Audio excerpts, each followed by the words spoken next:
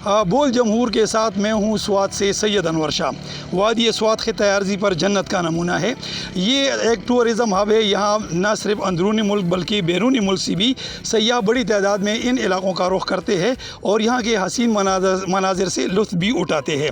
लेकिन चूँकि इस दफ़ा मानसून बारिश का सीज़न जो है वो वक्त से पहले शुरू हुआ है, इस वजह से नदी नालों में बहाव में इजाफे के साथ साथ दरिया स्वात के पानी में भी काफ़ी इजाफा हुआ है। चूँकि ये एक सयाहती इलाका है, सयाह बड़ी तादाद में यहाँ पे आते हैं।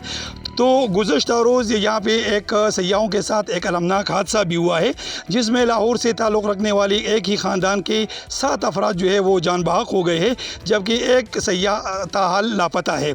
उनके लिए यहाँ पे रेस्क्यू ऑपरेशन भी जारी है। इस वक्त हमारे साथ स्वात के रेस्क्यू 1122 के तर्जुमान मौजूद हैं। उनसे बात करते हैं कि उन्होंने रेस्क्यू ऑपरेशन शुरू किया है, उनको कितनी जो है काम करना पड़ा है और अभी वो आगे किन किन इलाकों पर सर्च ऑपरेशन कर रहे हैं। अच्छा जी, ये कालाम का जो हादसा हुआ है, आप लोगों को इत्तला मिली तो आप लोगों ने कितनी एफर्ट्स इसमें की है और जो सयाह लापता है अभी तक, उनके हवाले से रेस्क्यू ऑपरेशन किन किन इलाकों में जारी है? जी अस्सलाम वालेकुम, बहुत शुक्रिया सर। ऐसा है कि हमारे कंट्रोल रूम स्वात को इत्तला मसूल हुई 6:58 पे कि इस तरह इंसिडेंट हुआ है कि अपर स्वात के सियाती मुकाम कालाम में ना उस पर किश्ती का जो वो किश्ती उल्टी हो गई, उसमें तकरीबन 6 अफराद पहले इतलात इस तरह के 6 अफराद फेल मतलब फंसे हुए हैं।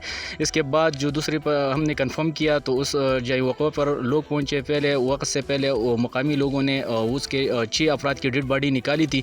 बाद में जो है ना वो रेस्क्यू 1122 और लोकल जो लोग हैं उसकी गाड़ियों में जो है ना वो कालाम अस्पताल मुंतकिल कर दिए गए हैं। उधर से ज़रूरी कार्रवाई के बाद उसकी जो लाशें हैं वो लाहौर भी मुंतकिल कर दिए गए हैं। अभी तक एक लाश जो है ना वो दरिया स्वात के जो है वो पड़े हुए हैं, लापता है। उसके लिए सर्च ऑपरेशन जो है ना वो कंटिन्यूसली आज तीसरे रोज़ भी जारी है जी। अच्छा, ये पिछले साल भी सैलाब आया था, उसमें भी काफ़ी नुकसान हुआ था। रेस्क्यू 1122 ने उसमें भी एक अहम किरदार अदा किया था। आप क्या समझते हैं पिछले साल जो नुकसान हुआ और अब जो नुकसानात का अंदाज़ा लगाया जा रहा है या जो मानसून का जो अलर्ट जारी किया गया है उसके लिए रेस्क्यू 1122 क्या इक़दाम कर रही है? जी इस तरह है कि स्वात में बहरीन, इस तरह चारबाग व जहेला, इसके अलावा पिज़ागढ़ बाईपास, कब्बल और बरीकोट में जो है ना वो रेस्क्यू टीम में तैनात किए गए हैं और दरिया के किनारों पे वो ड्यूटी करते हैं। दिन और रात 24 घंटे वो ड्यूटी पर मौजूद होते हैं। और कालाम का जो इंसिडेंट है, कालाम का जो जगह है ना स्पॉट, ये बहुत दूर है। इस तरह आप लोगों को इधर पता है कि उधर जाना बहुत मुश्किल होता है ना, क्योंकि टाइम ज़्यादा लगता है। हमारा पहला रिस्पांस इसमें होता है 1 घंटा 15 मिनट तक। पहले एम्बुलेंस पहुंच गई थी, लेकिन ये आउट ऑफ रीच है, दूर है मेन सिटी से। ये जो इंसिडेंट रिपोर्ट हुआ उस पर तकरीबन रेस्क्यू 1122 की 8 गाड़ियाँ मौके की तरफ रवाना कर दी गई थी, लेकिन ये उधर सिग्नल का इशू था, रब्ता नहीं हो रहा था। ऐसा कुछ नहीं है। 8 गाड़ी जो है ना वो मौके की तरफ रवाना हुई है और मौका पर पहुंच गई थी और रेस्क्यू वाटर रेस्क्यू ऑपरेशन नहीं है वो भी स्टार्ट किया रात के वक्त को। अच्छा, जो सयाह लापता है तो उसके लिए ये ऑपरेशन कब तक जारी रहेगा? जब तक ये डेड बॉडी ना मिले उस वक्त टाइम जो है उस तक वो रहेगा जारी। बहुत शुक्रिया जी।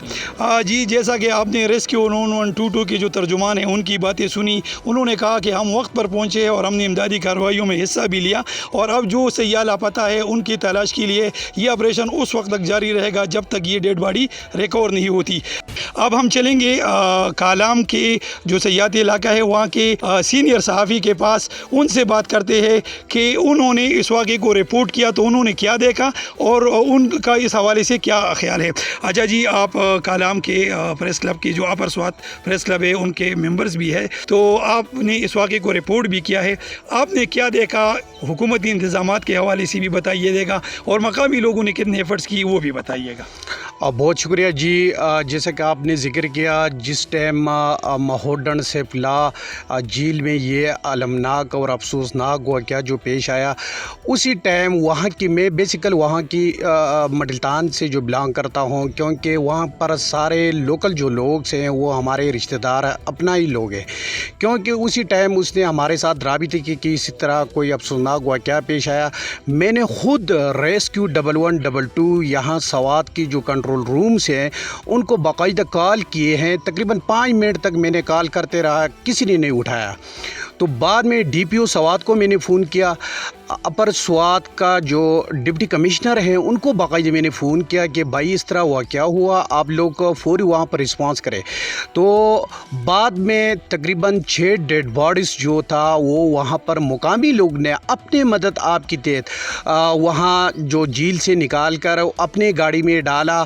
वहाँ से फिर रेस्क्यू का जो इदारे हैं, यकीनन मैं आपको ये बताता चलूँ कि वहाँ पर महोडन एक सियाती स्पॉट्स है, वहाँ पर रेस्क्यू के लोग बिल्कुल है नहीं है, क्योंकि तकरीबन 5 लोग रेस्क्यू के वो कलाम में वहाँ पर रह रहे हैं। कलाम से लेकर महोडन झील तक तकरीबन 22 किलोमीटर रास्ते हैं। 22 किलोमीटर वहाँ पर कोई तकरीबन 3 घंटे बाद वहाँ पर जो है ना रेस्क्यू के जो लोग हैं वो वहाँ पर पहुँचे।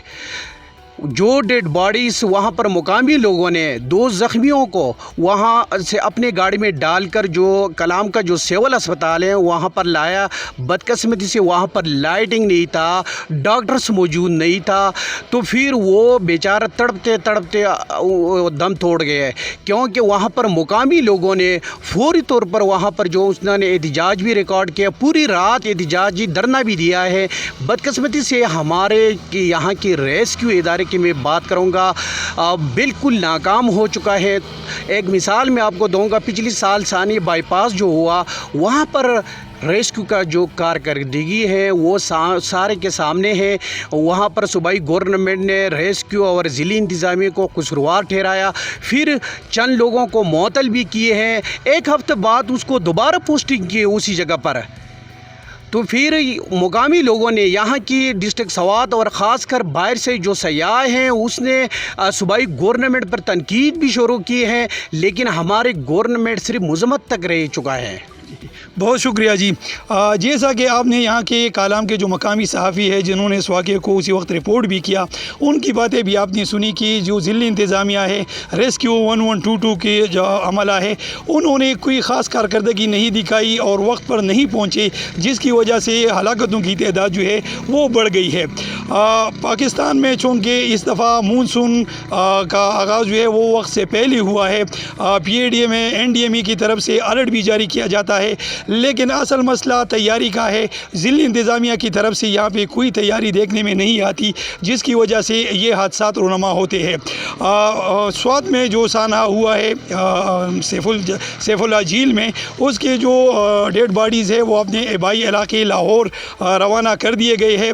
अब हम चलते हैं अपने नुमाइंदे खुर्रम के पास जो लाहौर में है और वो उस फैमिली के साथ है, तो उनसे जानते हैं कि उस फैमिली पे अब क्या गुजर रही है, उनके क्या तासुरात है, लेकिन एक ब्रेक के बाद।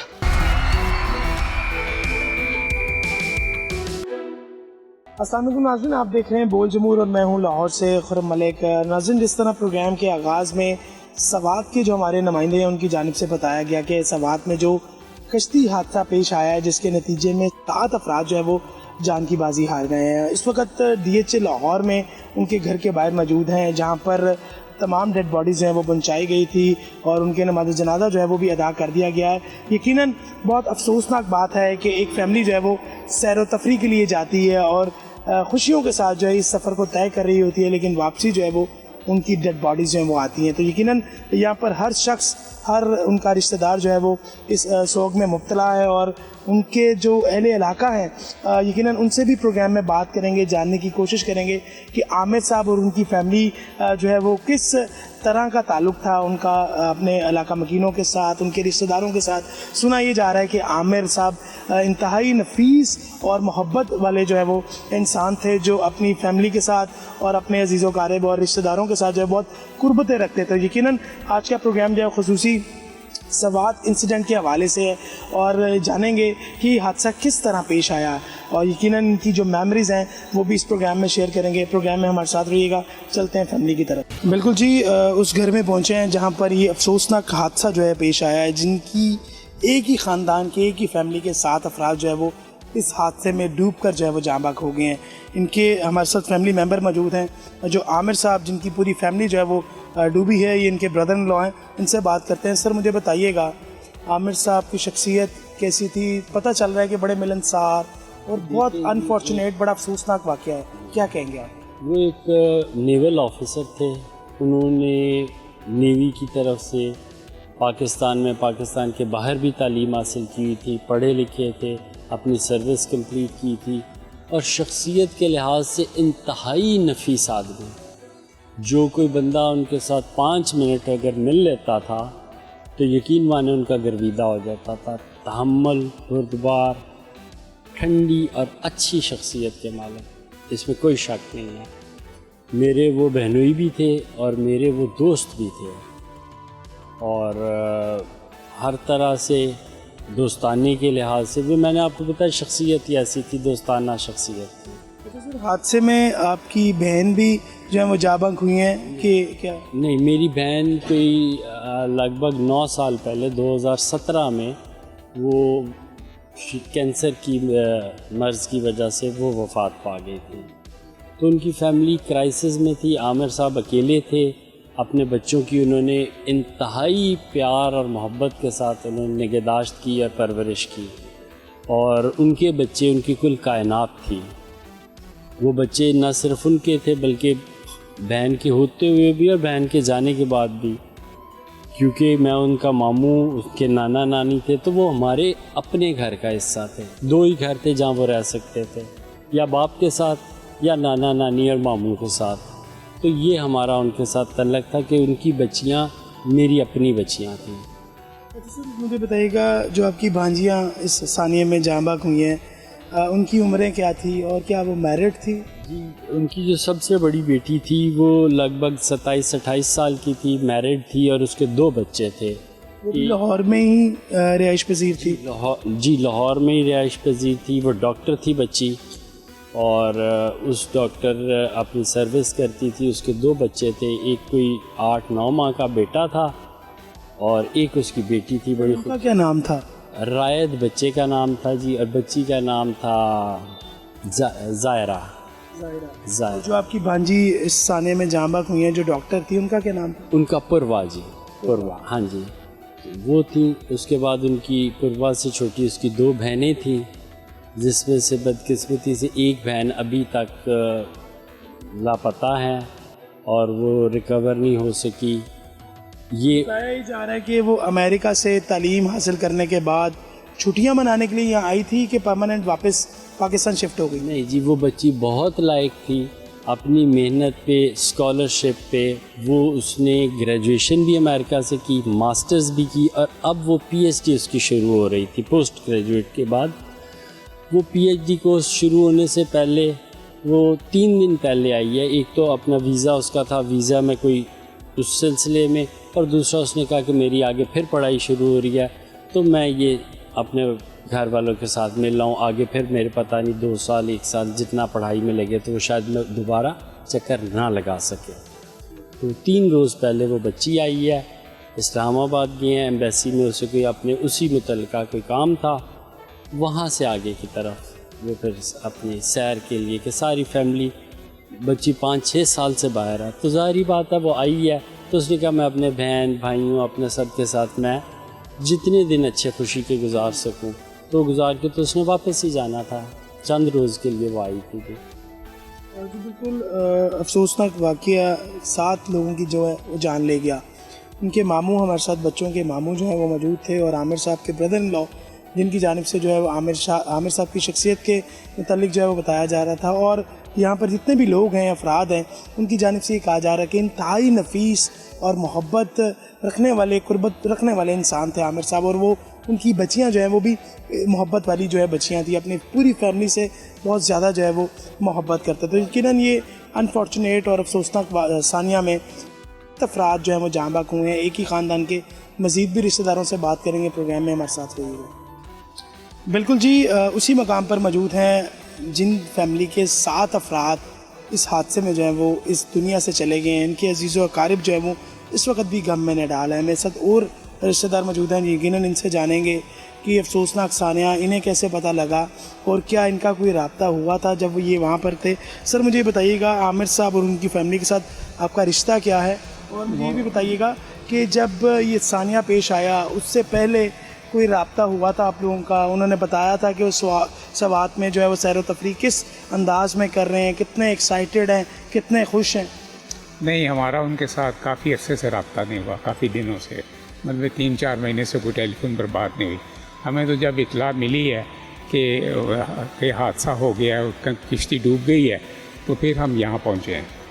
1 तारीख को हादसा हुआ है, हमें 2 तारीख को यहाँ पर आए हैं और ये पता लगा है कि वहाँ किश्ती पर से गए हुए थे वीज़ा को ऑपरेट करने के लिए अपनी बच्ची के लिए, जो अमेरिका में होती है उसका ग्रेड है। उसके बाद वो सैर के लिए चले गए, हमें बाद में पता चला है। सैर पे चले गए, सैर पे चले जाने के बाद ये भी बाद में पता चला है कि वहाँ वो नेवी का रेस्ट हाउस है, वहाँ पर ठहरे हैं। उसके बाद वो इधर के झील पर गए हैं, झील पर ये हादसा हुआ है। अच्छा सर, इसी घर से 7 अफराद जो हैं वो सैर व तफरीह के लिए निकले हैं, यही घर से निकले थे? ये नहीं, ये हमें नहीं पता, हम यहाँ पर नहीं थे। हमें तो सिर्फ जब हादसे की इतला मिली है, जब नेवी वालों ने मेरी जो सिस्टर इन लॉ है उसको बताया, उससे हमें इतला दी है कि भाई वो हादसा हो गया, ऐसे किश्ती उल्ट गई है या जो भी हुआ है झील में वाक़या हुआ है, उस वक्त हमें पता लगा है। बिल्कुल जी, उस घर में मौजूद हैं जहाँ के 7 अफराद जो है वो इस हादसे में जो है वो जाँ बाक हो गए हैं। उनके अजीज़ क़ारिब से पहले भी बात की और मज़ीद रिश्तेदारों से बात करने के हवाले से जो है हम सोच रहे थे कि मज़ीद भी लोगों से बात करें, जानें कि आमिर साहब यकीनन किस तरह की शख्सियत थी। पहले भी पता लगा बहुत ज़्यादा मिलनसार मोहब्बत वाले शख्स थे। उनकी पूरी फैमिली जो है बहुत ज़्यादा अपने अजीज़ क़ारिब के साथ और बहुत ज़्यादा मोहब्बत रखते थे। तो उनके रिश्तेदार क्या कहते हैं इस हवाले से, और यकीनन क्या इन्वेस्टिगेशन हो सकी है, अभी तक कुछ पता लग सका है इन्हें कि ये हादसा पेश आने की बुनियादी वजह क्या है। मेरे साथ रिश्तेदार मौजूद हैं। सर, मुझे बताइएगा आपका क्या रिश्ता था आमिर साहब के साथ, और ये भी बताइएगा कि अभी तक कुछ पता लग सका है कि ये हादसा पेश क्यों आया? नहीं, अभी तक नहीं पता लग सका। कश्ती उल्ट गई पानी में, ज़ाहिर ये हादसा हुआ है। लेकिन जो करने वाली बात है, जो ताकि आइंदा ये ना हो कि वो हो को लाइफ जैकेट जो है हर कश्ती में होनी चाहिए। जो भी बंदा कश्ती में ट्रैवल करे उसको पहले लाइफ जैकेट पहनाई जाए। और लाइफ जैकेट वो इतनी हेलमेट से महंगी नहीं आती, बड़ी सस्ती तैयार हो जाती है। अगर मोटरसाइकिल पे हेलमेट लाजमी कर दिया गया है और इससे मवाद में भी कमी हुई है, तो यकीनन पाकिस्तान में, सिंध में, बलूचिस्तान में, जहाँ कहीं भी झीलें हैं, कराची में, लाइफ जैकेट लाजमी करार दी है। मैं इस वास्ते से ईवान असम्बली के अरकान से भी गुजारिश करूँगा कि कोई बिल पास करें। हुकूमत की भी तवज्जो दिलाऊँगा, मीडिया की भी, कि लाइफ जैकेट का इस्तेमाल लाजमी किया जाए ताकि आइंदा इस तरह के वाक़या ना हो सके। जी, बहुत बड़ी बात है। सर, ये भी बता दीजिएगा, जाने से पहले क्या आमिर साहब और उनकी फैमिली की कोई मुलाकात आपसे हुई हो, कोई यादगिरी जो आप सुनाना चाहें, बताना चाहें? बस वो बड़े ही माशाल्लाह इखलाक वाले, प्यार वाले, मोहब्बत वाले, हंसमुख थे, हर वक्त खुश रहते थे, दोस्तों को बड़ा एहतराम करते थे, बड़े मिलनसार तबीयत थी। आखिरी दफ़ा आपकी मुलाकात कब हुई थी? मेरी आखिरी दफ़ा उनसे काफ़ी देर पहले, मैं फ़ेज़ 5 में रहता हूँ, वो फ़ेज़ 6 में रहते हैं। मैं अमेरिका से आया था तो एयरपोर्ट पे मुझे लेने आए थे फरवरी में। आखिरी मुलाकात वही। यकीनन एक ही ख़ानदान, एक ही घर, ख़ानदान नहीं अगर मैं घर कहूँ तो मुनासिब है, क्योंकि एक ही घर के 7 अफराद जो है वो इस दुनिया से चले गए हैं, क्योंकि उनके तमाम घर के जो मेंबर थे वो इस 7 पे ही मुश्तमिल थे और वो 7 के 7 जो है वो चले गए। लेकिन अगर लवाहिकीन की बात करें, रिश्तेदारों की बात करें, ख़ानदान की बात करें, तो वो इस वक्त भी हम में न डाल है। बहुत अफसोस हो रहा है और अफसोस के साथ कहना पड़ रहा है कि हर साल इस तरह के हादसा जो हैं वो रोनुमा होते हैं। लेकिन ये लाहौर की फैमिली थी, उकाड़ा से बिलोंग करते थे, लेकिन लाहौर में जो है वो काफ़ी अरसे से जो है वो यहाँ पर क़याम पज़ीर थे और अपने टूर के लिए अपने बच्चों के साथ जो है वो प्लान करते हैं कि टूर पे चलते हैं और टूर के लिए निकलते हैं, लेकिन वापस जो है वो ज़िंदा नहीं आते, उनकी लाशें जो हैं वो आती हैं। लेकिन यकीनन ये अफसोसनाक सानिया जो है इस पूरे ख़ानदान के लिए, सारी ज़िंदगी के लिए जो है एक सानिया है और ये सारी ज़िंदगी जो है ये इस सानिया को जो नहीं भूल सकेंगे। इनके ख़ानदान क्या, पूरे पाकिस्तान के हर बच्चा, शहरी जो है वो इस अफसोसनाक सानियों को जो है वो नहीं भूल सकेगा। जिस तरह यकीनन रिश्तेदारों की जानिब से जो है वो ये भी कहा जा रहा है कि वहाँ पर जो इंतज़ामिया है उनकी नाअहली के बाइस ये हादसा जो है पेश आया है। अगर नाअहली की गई है तो डेड बॉडीज़ के हवाले से जो है वो कंसर्न जो ज़ाहिर किए जा रहे हैं कि अभी तक जो है वो डेड बॉडीज़ पहले तो तलाश करने में ताख़ीर की गई और उसके बाद एक डेड बॉडी जो है वो ताहाल नहीं मिल सकी है। लेकिन जो वहाँ की इंतज़ामिया है, जब उनसे हमारी बात हुई, उनकी जानिब से जिस तरह हमारे जो सवात के कॉरेस्पॉन्डेंट हैं वो भी बता रहे थे कि सर्च ऑपरेशन किया जा रहा है, तलाश का अमल जो है वो जारी है।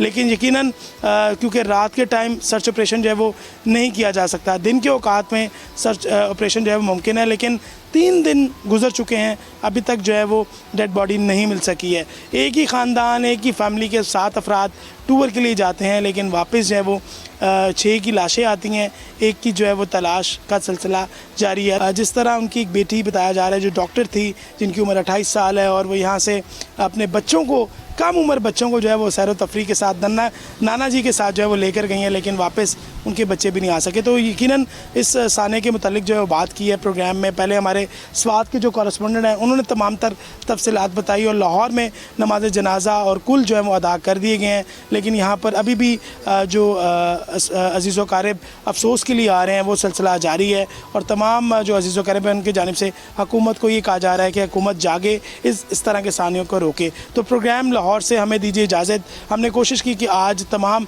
रिश्तेदारों से बात करें, इंशाल्लाह फिर अगले प्रोग्राम में मज़ीद नई स्टोरी के साथ जो है वो शामिल गुफ्तगू होंगे।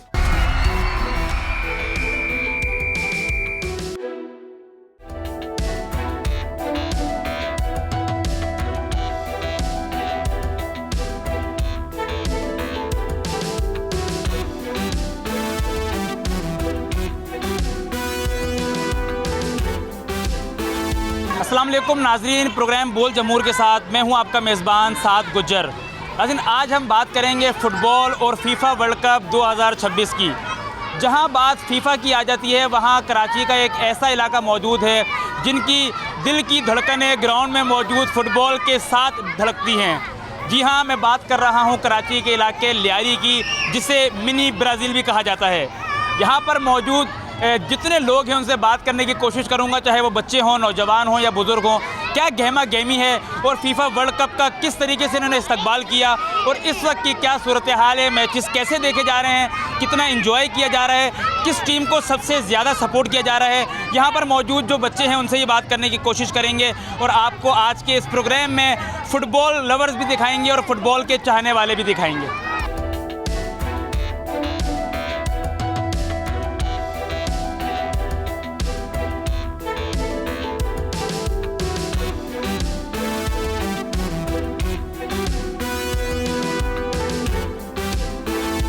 लियारी का एक इलाका है अली मोहम्मद मोहल्ला, जहां पर फीफा वर्ल्ड कप से कबल ही स्क्रीन्स लगा दी गई थी। दीवारों के ऊपर जो है वो हम देख रहे थे कि बड़े बड़े बैनर्स लगे हुए थे और जो जिसको टीम को सपोर्ट करता है उस टीम के नारे भी लगा रहा था। घरों की छतों के ऊपर झंडे भी लगा दिए गए थे। बच्चे इतने ज़्यादा पुरजोश हैं कि सब एक साथ ही बात करना चाहते हैं, लेकिन हम कोशिश करेंगे कि एक एक करके बच्चों से बात करने की कोशिश करेंगे। किसको सपोर्ट कर रहे हो? ब्राज़ील को। कितना सपोर्ट कर रहे हो? क्या कहना चाहोगे फीफा वर्ल्ड कप में ब्राज़ील के लिए? ब्राज़ील बहुत अच्छा टीम है, मैं बचपन से उसको सपोर्ट कर रहा हूँ। अच्छा, आप बताओ किसको सपोर्ट कर रहे हो? ब्राज़ील। यहाँ पर सारे ब्राज़ील वाले ही है माशाल्लाह, सबकी टी शर्ट भी सबने ब्राज़ील की पहनी हुई है। किसकी वजह से ब्राज़ील को? नेमार की वजह से? नहीं, फिर सब किसकी वजह प्लेयर के लिए, सब प्लेयर के लिए, तमाम प्लेयर्स की वजह से। सब। हर दीवार के ऊपर हमें बैनर्स लगे हुए नज़र आते हैं, कहीं नेमार, कहीं मेसी तो कहीं रोनाल्डो की पिक्चर भी नज़र आती है। सबसे ज़्यादा जो यहाँ पर हम सपोर्टर्स देख रहे हैं, मेरा कप में भी आप बच्चे देख रहे होंगे, सबसे ज़्यादा ब्राज़ील की जो है वो टी शर्ट पहनी हुई है। शायद यही वजह है कि मिनी ब्राज़ील जब लियारी को कहा जाता है तो सबसे ज़्यादा जो है यहाँ पर वो जो फैंस है वो ब्राज़ील के नज़र आ रहे हैं। एक खूबसूरत सा क्यूट सा बच्चा भी हमारे साथ मौजूद है। बच्चों की नॉलेज भी आप देखिए, मैंने इनसे बात करने की जब कोशिश की तो मुझे अंदाज़ा हुआ कि शायद मुझसे ज़्यादा फ़ुटबॉल की नॉलेज इन बच्चों को है। यही वजह है कि ये बच्चे इतने ज़्यादा जो है वो शौक़ रखते हैं फ़ुटबॉल देखने का, फ़ुटबॉल को पसंद करने का। किसको सपोर्ट कर रहे हो पूछना नहीं चाहिए? ब्राज़ील। ब्राज़ील को सपोर्ट कर रहे हो। ये पेंट क्या लिखा हुआ है? Junior? Neymar junior. Neymar junior के लिए आपने पेंट किया हुआ है। इस तरफ दिखाओ क्या है? इस तरफ ब्राज़ील का झंडा बना हुआ है। ब्राज़ील का झंडा। अच्छा, किस किस प्लेयर की वजह से आप इस वक्त ब्राज़ील को सपोर्ट कर रहे हो? कौन से फेवरेट प्लेयर्स हैं इस वक्त आपके? नेमार जूनियर, विन्नी जूनियर, रेपाइना और एलिसन गोलकीपर। अच्छा, ये सब के आपको नाम इतनी सी उम्र में याद हो गए? इन सबको आप देखते आए हो मतलब? मतलब अगर आपसे किसी क्रिकेटर का नाम पूछा जाए तो आपको शायद ना याद हो, या याद है किसी क्रिकेटर का नाम? बाबर आजम, विराट कोहली, शाहिन शाह। अच्छा, अब आप बताओ किसको सपोर्ट कर रहे हो, क्या कहना चाहते हो? ब्राज़ील को सपोर्ट करते हैं हम। ब्राज़ील को सपोर्ट कर रहे हो? हाँ बताओ भाई। जी मेरा नाम अहमद रज़ा है, मैं ब्राज़ील को सपोर्ट करता हूँ। मेरा जो बेस्ट प्लेयर है वो नेमार जूनियर है। नेमार जूनियर की वजह से ब्राज़ील को सपोर्ट कर रहे हो? जी नहीं, फिर वो तो ख़ानदान से ही हम ब्राज़ील को सपोर्ट करते हैं। खानदान से ही जी ब्राज़ील को सपोर्ट करते आ रहे हैं। नेमार जूनियर ब्राज़ील में है, ये एक अलग बात है। तो ये जो बच्चों की आप इस वक्त जो बच्चों की खुशी देख रहे हैं अली मोहम्मद मोहल्ले में, इस वक्त यहाँ पर एक ईद का समा जो है वो नज़र आ रहा है और यहाँ पर कोई हुकूमती सतह पर इन लोगों को सपोर्ट नहीं किया गया, बल्कि अपनी मदद आपके तहत यहाँ पर जो है वो लोगों ने मेहनत करी। इस मोहल्ले को पहले साफ़ किया, दीवारों के ऊपर बैनर्स लगाए, तस्वीरें लगाए, घरों की छतों के ऊपर जो मुख्तलिफ ममालिक के हमें झंडे नज़र आ रहे हैं। अगर 48 मुल्कों ने वहाँ पर फीफा वर्ल्ड कप में शमूलियत की है। अगर बात कर ली जाए पाकिस्तान ने तो फीफा वर्ल्ड कप में शमूलियत नहीं की, लेकिन उसके बावजूद आप देख सकते हैं कि फ़ीफ़ा जो है वो पाकिस्तानियों के ख़ास तौर पर कराची और फिर ख़ास तौर पर लियारी वालों के दिल में जो है वो फ़ीफ़ा बसता है। और आज के इस प्रोग्राम में मज़ीद भी आपको दिखाते हैं कि यहाँ पर कैसी गहमा गहमी है। स्क्रीन्स भी लगाई गई हैं जहाँ पर बैठकर पूरी रात यहाँ पर मैच भी देखा जा रहा है फ़ीफ़ा वर्ल्ड कप के हवाले से। आइए आपको आगे लेके चलता हूँ।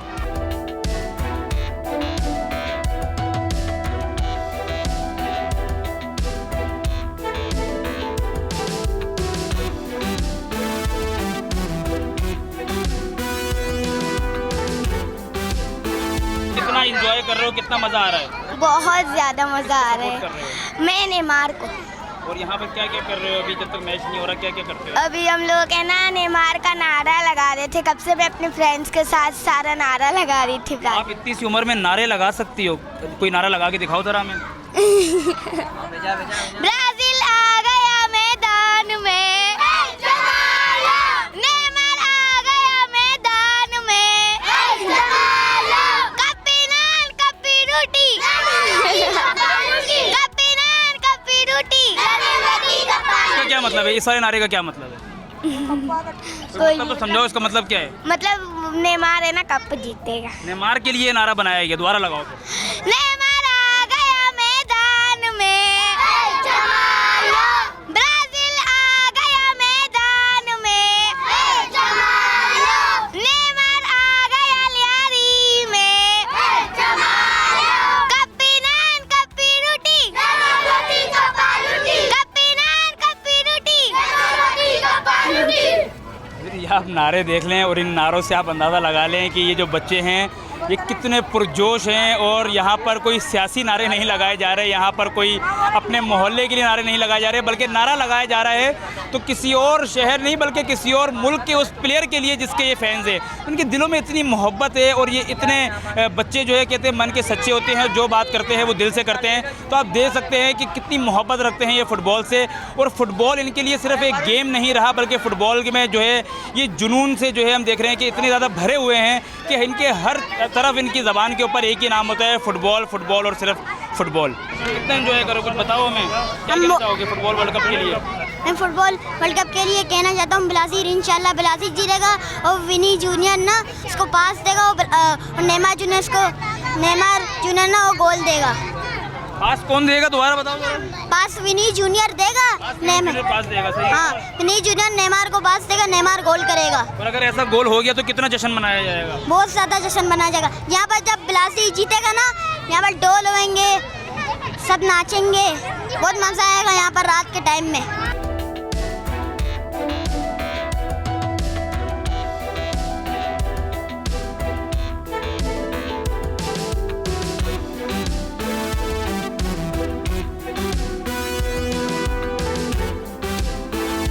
अगर लियारी के नौजवानों को हम जहाँ सोशल मीडिया पर देखते हैं तो हमें बड़ी खुशी होती है, जहाँ पर हम जगलिंग करते हुए देखते हैं उंगली के ऊपर जब फुटबॉल राउंड कर रही होती है, तो ये चीज़ बड़ी जो है वो खूबसूरत भी लगती है और अच्छी समझी जाती है।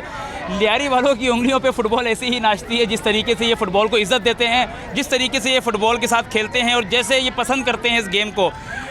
भाई ये क्या बचपन से ही घुमा रहे थे, क्या कर रहे थे जो अभी तक आपकी उंगली पे फुटबॉल ऐसे जो है वो नाच रही है? नहीं, बचपन से नहीं। कितना टाइम हो गया? मेरे पास एक बॉल था, पहले 2 साल हो रहे। सही है। मेरे पास बोल था, मैंने बार बार किया बस सीखे, ऐसे ही किया, किसी ने सिखाया नहीं, अपना मेहनत है। अभी दोबारा करते रहो, शुरू कर दो। देखिए जी, ये आप देख सकते हैं कि ये जो फ़न है ये कोई मामूली फ़न नहीं है, ये अमूमन आपको लियारी में तो ये बड़ा आम फ़न लगेगा, लेकिन दुनिया में इस फ़न को बड़ा नायाब समझा जाता है, क्योंकि ये फ़ुटबॉल से मोहब्बत का एक इशारा है, फ़ुटबॉल से मोहब्बत का एक मैसेज है। जो हम देखते हैं कि सबसे ज़्यादा अगर कराची की बात कर ली जाए तो कराची में सबसे ज़्यादा ये लियारी और लियारी का अली मोहम्मद मोहल्ला, जहाँ की हर गली के अंदर छोटा बच्चा हो, नौजवान हो, बुज़ुर्ग हो या फिर ख़वातीन हो, सभी मिलकर फ़ुटबॉल में मुख्तलिफ़ टीम्स को सपोर्ट कर रही होती हैं। नाज़रीन, आज के प्रोग्राम में आपने देखा कि फ़ीफ़ा वर्ल्ड कप की धूम और फ़ुटबॉल से मोहब्बत ने लियारी मिनी ब्राज़ील को एक मरतबा फिर ज़िंदा कर दिया। और अगर बात कर ली जाए फ़ीफ़ा वर्ल्ड कप 2026 की, तो वर्ल्ड कप तो चंद दिनों बाद जो है वो मुकम्मल हो जाएगा, ख़त्म हो जाएगा। कोई एक मुल्क वर्ल्ड कप जीत भी जाएगा और इसी तरीके से ट्रॉफ़ी अपने साथ ले जाएगा, लेकिन कराची वालों के लिए, ख़ास तौर पर लियारी वालों के दिलों में फ़ुटबॉल का जो ये जोश है, जो ये वलवला है, जो ये जज्बा है, वो हमेशा इसी तरीके से ज़िंदा रहेगा। नाज़रीन, इसी के साथ अपने मेज़बान साद गुजर को दीजिएगा इजाज़त। इंशाल्लाह आपसे मुलाकात होगी नए प्रोग्राम में एक नए टॉपिक के साथ।